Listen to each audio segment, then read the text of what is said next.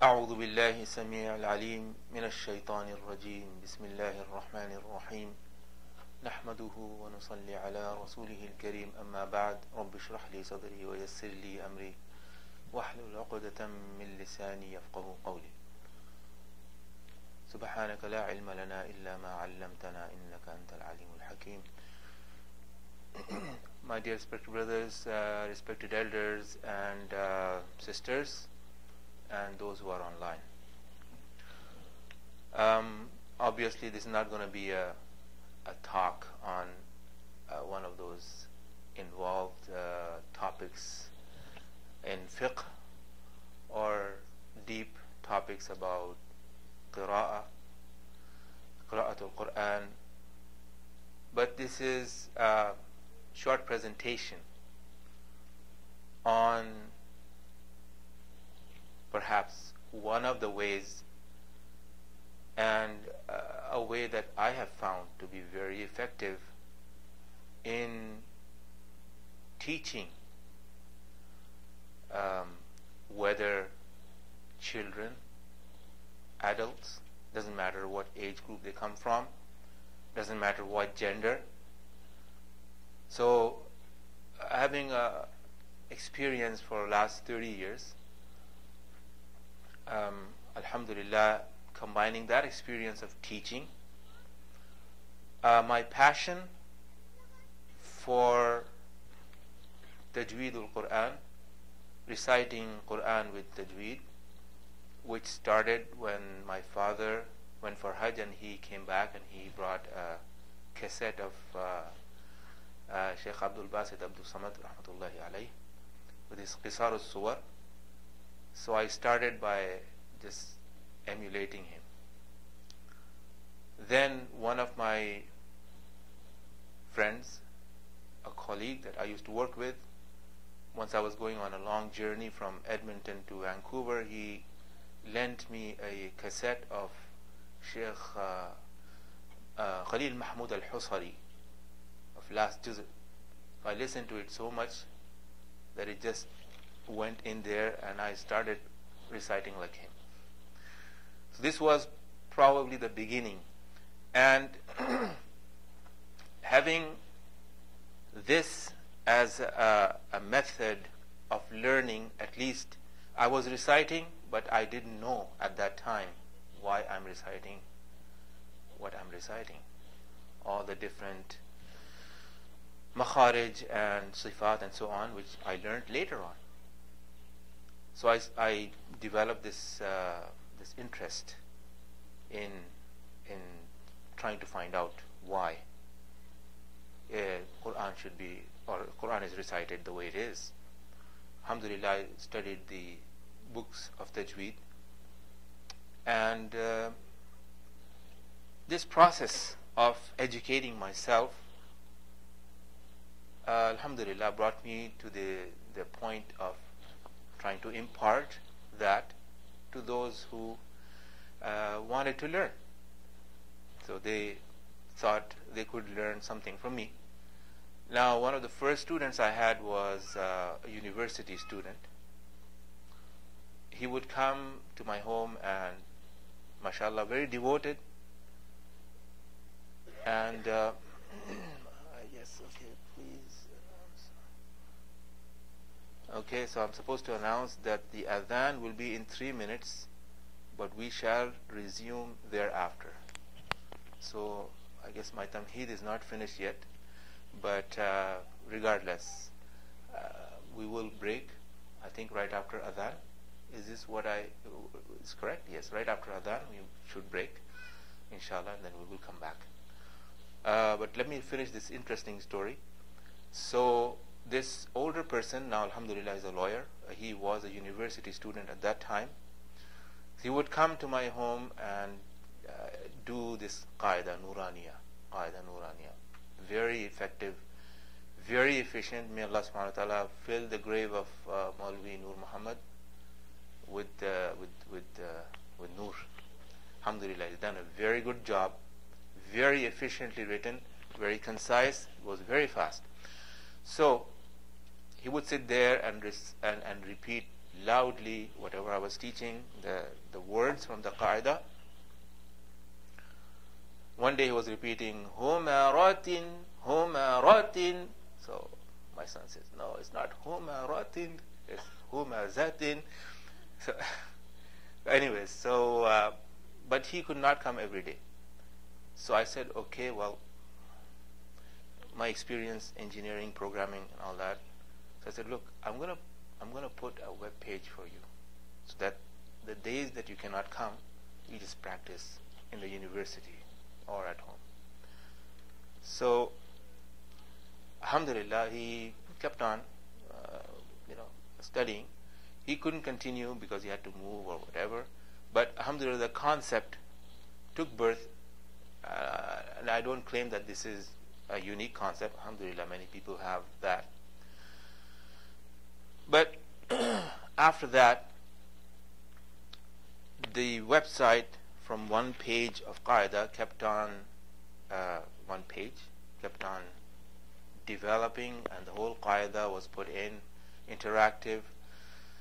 And then after the Qaeda, then people had to move on to the next stage, so of recitation, which prompted me to write another piece of software, which I call, inshallah, if there is time, if there is opportunity, I will demonstrate it, Quran phonetics exerciser. So when people come off of the Qaeda, they go to that, and what this software does, it basically highlights the words as they are recited, okay, ayah by ayah. So it sort of helps them because they've just freshly come off of the Qaeda, and they would like to see how the words are being recited and their timings and so on. And we usually get the children or the students, because they are all ages, adults too. We get them to go through last juz with this software. So we come back after Bismillahir Rahmanir Rahim. Nahmaduhu wa nusalli ala rasulihil kareem. Amma ba'd. It's a little strange talking to a group of people who are eating in front of me, but anyways, I'll try to manage, inshallah. So this topic basically is about Quranic Sciences Institute, and I gave a little or brief history of how it came about before the Salah. I would like to start a presentation that I prepared, not very long, about I think 5 or 6 slides. And the first one shows you a triangle, and this triangle has 3 nodes, and all those who are involved in teaching, especially in madaris, in institutions which teach Quran or subjects like that, have a picture like this in their minds. So what happens is that if there are adults who are coming to learn, then it's basically just 2 nodes, because they themselves are responsible for their own progress and monitoring and so on. But normally when you run institutions, and I'm told and I can see that many of you and perhaps those who are online are potential, are probably already teachers involved in institutions or potential teachers. So this is a model that comes to my mind. So I put it up. I put it on this slide, that this learning process of a student, in the whole process, is comprises of 3 nodes. One of them, very important, is parents or guardians, who bring the children to the institution. The other node is the teacher, and the third node is a student. Now these nodes have to interact, and the representation or illustration that you see in front of you is trying to present that system. And this three-noded triangle is contained within a rectangle, and that rectangle I've labeled as Quranic teaching, learning, and school management system. So basically the whole institution is or should cater for this triangle. When this triangle is complete like that, then the learning process is accelerated. We notice that the students, they come out having learned at a relatively higher speed than if they were going through, if I may call it, legacy methodology. Alhamdulillah, the methodologies that exist, and usually there is one methodology that most people are used to of teaching Quran. Alhamdulillah, that is very good. The softwares or the system that is alhamdulillah existing, that I'm talking about, is there not to replace the legacy methodology, if I may call it, but it is to enhance and aid it. So moving on, the primary goal of this whole website and the whole effort is to achieve the pleasure of Allah subhanahu wa ta'ala. And how? By streamlining the Quranic or Quran learning process, using most efficient and available means. So what are they?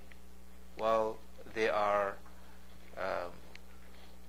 technology, computers, and not just computers, but also some kind of a process behind it, some kind of a educational process, some kind of a method that puts these technological components in a intelligent way, puts them together, the methods in an intelligent way, so that they are they produce well, that they don't collide with each other. They are streamlined, that from one step the student goes in a smooth manner to the next step, and he progresses through that and moves on to the third step, and so on. So it is not something haphazard, but it should be, or it is, alhamdulillah, in the process or the system that we use and are proposing, alhamdulillah. So effectively enhancing existing legacy methodology. The word legacy, as I use it because I'm coming from computer background, and you know, those who have the computer background, they know of legacy systems, the old systems that are still there chugging along. So again, as I said, this system is not there to replace it, rather it is there to aid it and enhance it if possible. So we have the learning aspect from the student point of view. So the student goes to the teacher,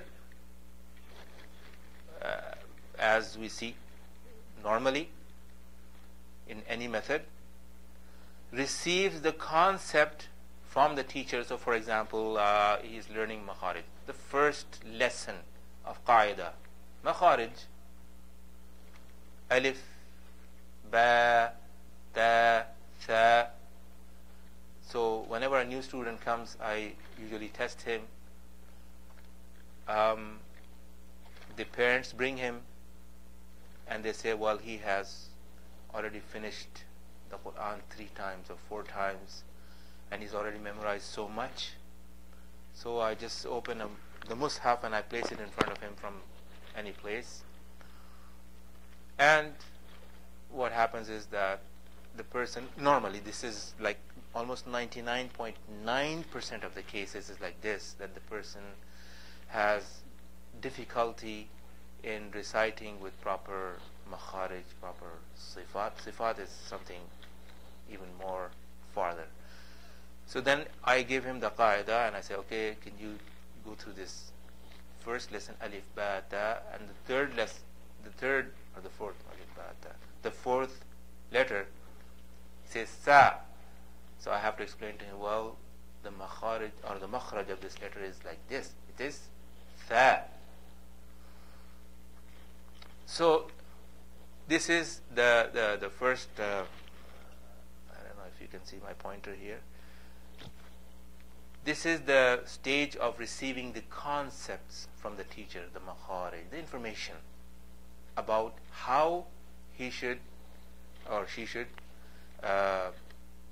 pronounce it and move on. Then the teacher will give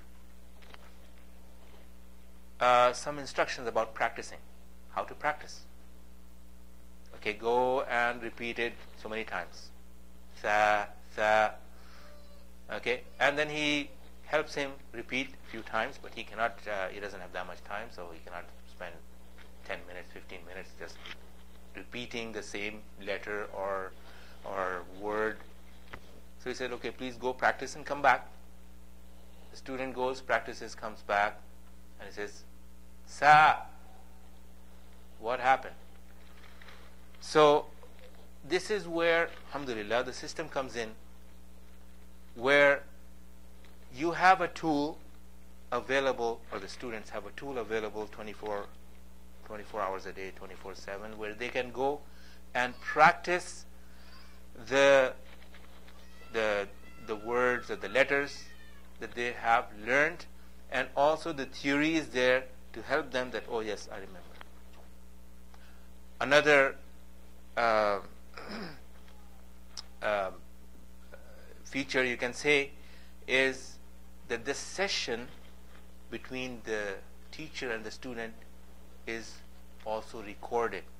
So when the teacher is giving his lecture or little instructions, then the student has the ability to go and listen to the instructions again, and then start his practice.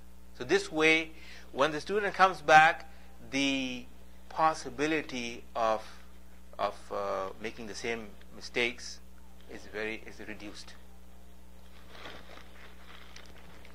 Okay, so he can recollect when he is doing his practice, he can recollect the concept. In the old methodology, the problem is that when the teacher says, go practice, come back, he may forget. He'll come back and say, sa. He may forget. So, inshallah, later on, if you're interested, I can go through how this is done, because it's pretty, there's a lot of features that are there that will help the student recall the session with the teacher, the instructions when he is practicing his homework or the assignment. And when he comes back, he is, understandably much better prepared. This slide shows the teaching aspect. So that was the learning aspect. The teaching aspect is assign self-practice work. So self-practice for the student. So the teacher has to assign it, and then he has to track it. The system allows that. Again, if there's opportunity later on, or those who are interested, inshallah, I will show how the system tracks it. And when the student comes, the teacher has in front of him the report. As a piece of information that is useful, that the whole system is on the internet. And the same information is seen by the student and the teacher. And the parents also can see it when they want to monitor the progress of their children. So the teacher's page for that student carries more controls than the student's page. The student's page is there, it's automated. The student practices when he clicks start, it starts going. The student is supposed to listen and repeat and so on. When the student comes to the teacher knows exactly what this student has done. So much so that the system is at this level, so much so that the teacher can actually hear, because it records and uploads. Oh, I got my slip. All right. It records and uploads. So when the student comes to the teacher not only knows what he has practiced, but he also can see how he has practiced, how he has been practicing. Because I don't have very much time, so I'm just going to go through the system very fast. There is tracking capability. There is progress monitoring capability. So the teachers can assign targets, target that for this student, this is your target, to do so many boxes of qaida, or for those who are reciting the Holy Quran, so many pages per day or per month. Those who are doing tahfiz, so many pages per month average you must maintain. So this is how the progress is monitored, and based on that, it doesn't really matter very much to the adults, but the young students, it does matter that they get a star. If they meet their target, the system gives them a star, and this star is displayed on the main screen, which everyone sees, and they feel good about it. So there are incentives, which brings me to the next point here, that there are incentives that the system allows you to give to the students, and these incentives are pretty, alhamdulillah, the children, they like it, and they feel like they will compete with each other to get those awards. So when you follow this process, in the end we see that there is net progress. So each iteration, starting from the assignment given by the teacher, and then the student going to the system and practice, first of all listening to the session, then practicing, and then coming back. If you call that an iteration, you see that there is net progress, and this progress is pretty good. It's pretty good. It like if you compare with other existing methodologies, you see that this is the end result, or the end product is, alhamdulillah, very good. The students, they come out more learned. Then we have the school management system. So you have the student, you have the learning aspect, you have the teaching aspect, and then you have the school management aspect. When you have the school, you need to track attendance. Students, when they come in, when they go out, many times it happens that in schools, the parents, they send the children, if they are, let's say, teenagers, and the teenagers will go to the institution, usually a masjid. They go back, say, yes, I went to the masjid. This system does not work for them until and unless they sign in. So each student is supposed to sign in. and sign out. The parents can see at home, they have their username and password, go in and see if their child has signed in or not. So the teenagers, or any child for that matter, cannot cannot give false information to the parents that yes, he is going and studying. They can actually monitor. All times are monitored, starting from in time, practice start time, practice finish time, with teacher time, start and end time, total time in school. All of the times are tracked. And same thing with the teachers. If you have more than one teacher, or you're even one teacher, his times are tracked as well, in time, out time, and when he's teaching, when he starts teaching, and so on. So this is the dynamic aspects of the system. And then there are static aspects, which are basically, as you can see, registration is important, and transactions, fees tracking, and if you have staff, you have more than one teachers, and so on, to manage them, manage their hours and all that system. Then classroom management, you have more than one teacher, so which student goes with which teacher, and so on, moving them around and so on. The system gives that capability and facility to contact the guardians, okay, sending them emails and so on, notices.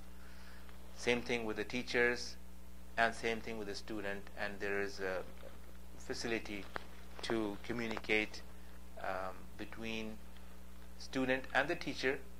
The teacher can actually give specific directives to specific students that I want you to finish this thing by tomorrow or whatever. Also, there is a chat facility with which allows teachers to communicate, sending useful messages, that I need this, or can you help me with this, or whatever, between teachers. So alhamdulillah, the system started from scratch.